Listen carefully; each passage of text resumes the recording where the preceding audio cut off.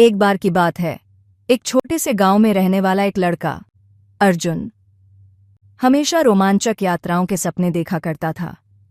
गांव के किनारे एक बड़ा घना जंगल था, जिसके बारे में अर्जुन ने कई डरावनी कहानियां सुनी थीं।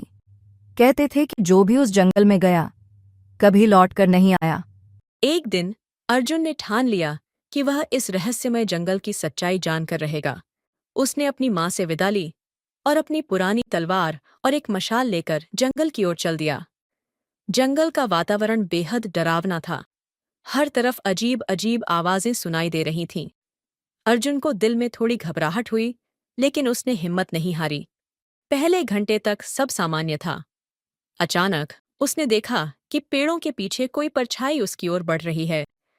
अर्जुन की सांसें तेज हो गईं। वह एक पेड़ के पीछे छिप गया। कुछ पलों के बाद जब उसने दोबारा देखा तो वहां कोई नहीं था। यह सिर्फ मेरा भ्रम है, उसने खुद से कहा और आगे बढ़ा। कुछ दूरी तय करने के बाद उसे एक पुराना मंदिर दिखाई दिया।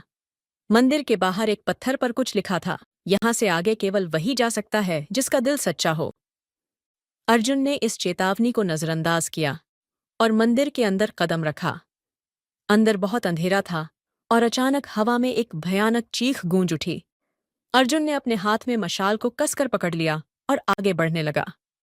हर मिनट उसके दिल की धड़कनें तेज होती जा रही थीं। अचानक उसकी आंखों के सामने एक बूढ़ी औरत प्रकट हुई। वह झुकी हुई थी और उसके चेहरे पर गहरे निशान थे।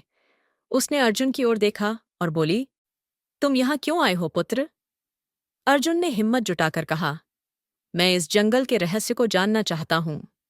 बूढ़ी औरत ने हंसकर बोली, हर कोई यही चाहता है, लेकिन सच्चाई हर किसी के लिए नहीं होती। अगर तुम आगे बढ़े तो तुम्हें वह मिलेगा जिसे तुम सोच भी नहीं सकते। अर्जुन को समझ नहीं आया कि यह औरत क्या कह रही थी, लेकिन उसने अपने कदम पीछे नहीं खींचे। अर्जुन ने जैसे ही एक गुप्त दरवाजे को खोला, अचानक चारों ओर की दीवारें हिलने लगीं। वह दौड़ने लगा, लेकिन रास्ता और भी अंधकारमय होता जा रहा था। कुछ दूर जाने पर उसे एक खून से लथपथ तलवार मिली। यह कैसे हो सकता है, उसने सोचा। तभी उसे अपने पीछे एक भारी कदमों की आवाज सुनाई दी।